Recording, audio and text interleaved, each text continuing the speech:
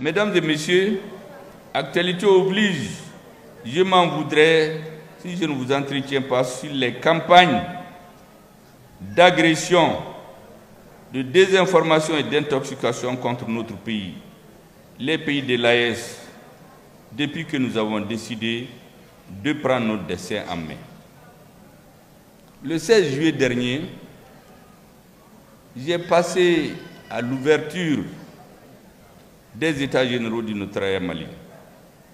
J'ai tenu un discours pour expliquer au monde entier que l'AES, ce n'est pas une vue de l'esprit. Les présidents ne se sont pas levés quand ça prend leurs avions, aller à Niamey, s'asseoir et signer un accord. C'est avant que ça se faisait comme ça. C'est le résultat d'une maturation. Est-ce que vous savez que cette vidéo-là, je l'ai regardée en 2 jours, il y a eu 270 000 vues dans le monde. Ça veut dire qu'il y a un besoin d'explication et de compréhension. Parce qu'on a intoxiqué les gens. Ah oui, des militaires se sont retrouvés pour mettre en place une confédération. Ça, c'est la campagne dans le monde. L'autre jour, il y a un ami qui m'envoie la même vidéo d'un pays européen où un conseiller du président, après avoir vu cette vidéo, est venu lui dire « Mais moi, je ne savais pas que c'était comme ça. Tout ce qu'on nous disait n'était pas vrai. » J'ai dit « Mais parce qu'on trompe les gens. » Donc notre rôle, c'est de sensibiliser les populations pour que les gens comprennent ce qui se passe dans nos pays. C'est l'exemple même que je disais, quand un militaire tire, il tire 1 ou 2 personnes, mais quand vous parlez pour expliquer quelque chose, c'est des milliers de personnes que vous atteignez en même temps. J'ai dit cela pour que les uns et les autres comprennent qu'en ces moments précis, nous devions nous engager contre l'intoxication, contre nos forces de défense et de sécurité. Savamment orchestré par qui nous savons et ses relais dans le monde entier. Nous devrions à chaque instant rester vigilants et continuer à déconstruire le narratif qui consiste à dire que nous ne sommes pas capables de nous prendre en charge. En tous les cas, en ce qui me concerne, vous l'aurez constaté depuis des mois, je ne rate aucune occasion pour rappeler l'importance de connaître notre histoire pour construire notre futur. Cela passe avant tout par la déconstruction mentale, la déconstruction et la décolonisation des esprits. Partout où je passe, je rappelle le rôle éminemment et crucial de nos forces de défense et de sécurité, de nos vaillants soldats qui, nuit et jour, sous le soleil ardent, sous la pluie, sous le froid glacial dans le nord, sans repos, loin de leur famille, se battent au prix de leur vie pour que nous puissions nous réunir comme cet après-midi. Et c'est pourquoi je vous demande, et par-delà à toutes les Maliennes et à tous les Maliens, de vous joindre à moi pour prier pour les autorités de la transition et saluer la bravoure de nos forces de défense et de sécurité qui ont restitué à notre peuple son honneur, sa dignité, sa souveraineté. Notre pays, mesdames et messieurs, a aujourd'hui recouvré sa dignité. Tous les Africains sont en train de nous regarder. Tous les Noirs, partout où ils sont, même dans les pays lointains, regardent et espèrent que le Mali réussisse. Même au moment où nous réunissons ici, nos soldats sont en train de se battre contre les hors-la-loi, souvent au prix de leur vie. C'est pour cela que je les appelle les monnaies Bodéon. Certains pensent que c'est pour flatter. Ça, ce n'est pas de la flagornerie. Où est monnaie de Boana? Où est monnaie de Boana? Mesdames et messieurs, nos prières à tous ceux qui sont tombés sur le champ d'honneur, comme je l'ai dit souvent, nous ne les oublierons jamais. Nous ferons en sorte que leurs descendants soient fiers d'eux dans quelques années, dans 10 ans, dans 20 ans, dans 1000 ans, plus, que des enfants viennent dire un jour, sur des lieux dédiés, je suis fier de mon arrière-grand-père. Je suis fier de mon grand-père, de mon père, parce qu'il a donné sa vie pour que je puisse venir aujourd'hui me recueillir fièrement quelque part. Dans tout ce que nous faisons, mesdames et messieurs, pensons à eux. Ils ont besoin de notre soutien en tout lieu, en tout moment. Ils ont besoin de savoir que nous sommes derrière eux dans une union sacrée. Le message aux femmes, je l'ai toujours dit. Je l'ai dit à la prise de la ville qui est... C'est quoi? La grande ville qu'on a prise avant Tombouctou. C'était Ber. Ça n'a pas été facile. Parce que les adversaires du Mali ont dit à tout le monde que les dirigeants maliens sont en train de fanfaronner. Ils ne pourront pas chasser les forces étrangères. Ils ont mis toutes leurs forces à Ber. Effectivement, il y a eu plusieurs assauts. Mais nos soldats ont entendu un message. Nous leur avons dit, nous n'allons jamais perdre la guerre contre le terrorisme. Nous pouvons perdre des batailles. Et c'est ce qui se passe souvent. Les militaires vont perdre des batailles, mais ils vont gagner la guerre. Nous allons la gagner parce que notre combat est juste. Historiquement, politiquement, nous allons gagner. Tinzawaten, on a perdu une bataille, mais nous allons gagner le combat. Tinzawaten sera malien. Tout le Mali sera malien. Et c'est pour cela, mesdames et messieurs, je voudrais lancer ce message à nos soldats. Soyez fiers.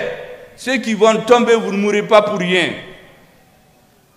Vous mourrez pour votre peuple. D'autres vont mourir dans les hôpitaux ici à Bamako. On ne sait même pas qui sont-ils. Mais vous, on va vous se rappeler de vous un jour. Ceux qui seront partis, vous aurez donné votre sang pour que nous soyons dignes, pour que nous puissions parler. Nous sommes dans cette salle aujourd'hui, mais à Tinzawaten, on ne peut pas faire une salle comme ça, faire des réunions. C'est parce que certains sont en train de se sacrifier là-bas. Ils ont droit à tous les honneurs et les soutiens nécessaires. Le soutien de leur grand-mère, de leur mère, de leurs femmes, de leurs enfants, de tous les Maliens. Vous gagnerez cette bataille-là, Inch'Allah. Nous allons la gagner. Toute la région de Kidal, toute la République du Mali va revenir dans le giron de l'État malien. Inch'Allah. C'est l'armée malienne qui le fera parce que son combat est juste. Les quelques images de propagande que nous voyons sont destinées à nous démoraliser. Ils ne réussiront pas, ils ne connaissent pas les Maliens. Nous avons perdu des milliers d'hommes.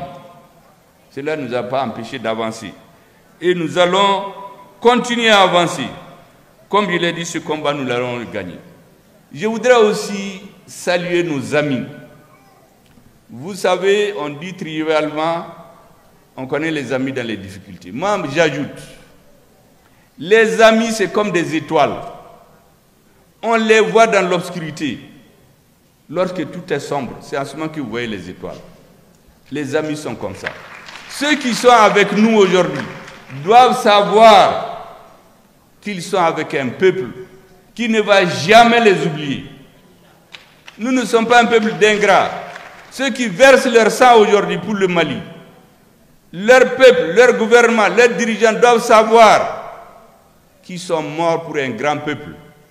Ils sont morts pour sceller notre amitié à jamais. Parce que nous avons besoin de sortir de cette situation de vassalisation dans laquelle certains voulaient nous maintenir. Et nous sommes conscients que c'est avec l'appui de nos amis que nous allons réussir cette bataille qui est incertaine. C'est pour cela que je dis qu'on ne va jamais les oublier. Ils n'ont pas à se décourager. Cette bataille-là, la main dans la main, nous allons la gagner. Nous allons prendre la totalité du Mali. Inch'Allah. L'autre message, c'est à la classe politique. J'ai vu sur des réseaux des gens qui à peine se réjouissaient de certaines images macabres qu'ils voyaient. Faites attention. On est en train de nous manipuler tous. Nous nous sommes faits. Ne vous laissez pas manipuler.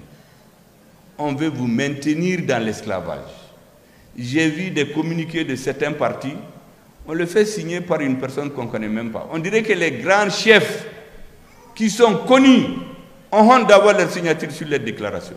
Moi, j'ai lu les déclarations de tous les partis. Ayez le courage de soutenir votre armée.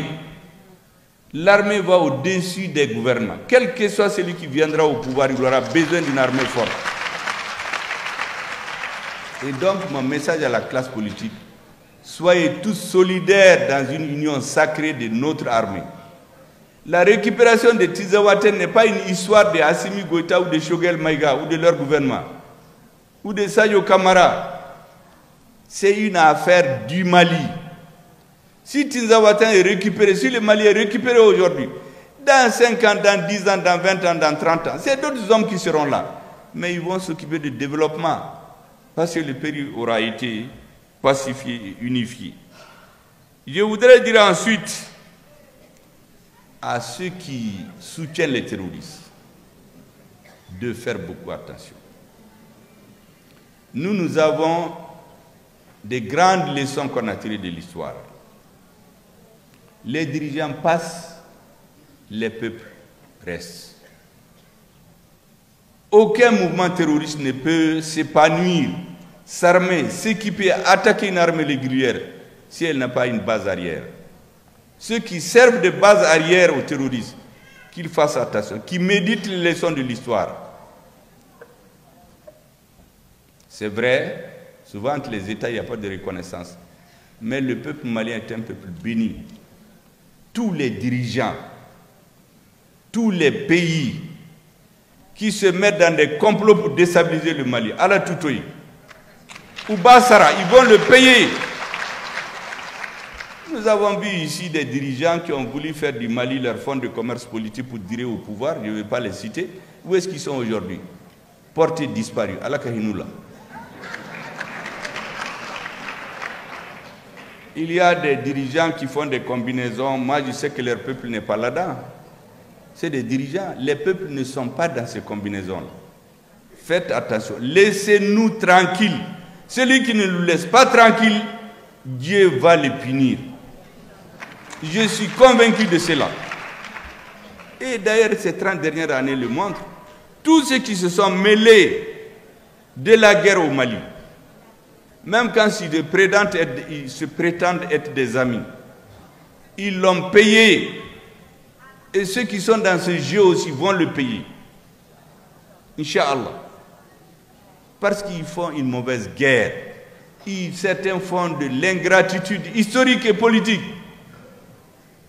Les terroristes qui viennent détruire le Mali ne doivent pas avoir certains pays comme point de repli. Parce que ces mouvements ne peuvent pas prospérer s'il n'y a pas de pays de repli. Faites donc attention et laissez-nous en paix. Mesdames et messieurs, le président de la transition nous rappelle souvent que le peuple est le centre de gravité de notre gouvernance. Faisons en sorte que chacun de nous, à son niveau de responsabilité, puisse avoir comme credo le peuple comme centre de gravité. Nous devions être exclusivement au service du peuple.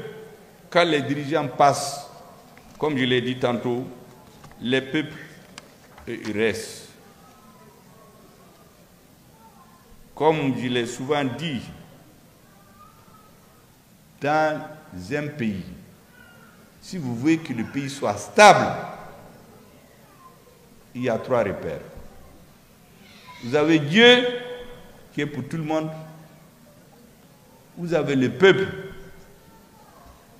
et les lois. Quand les lois ne sont pas bonnes, on les change.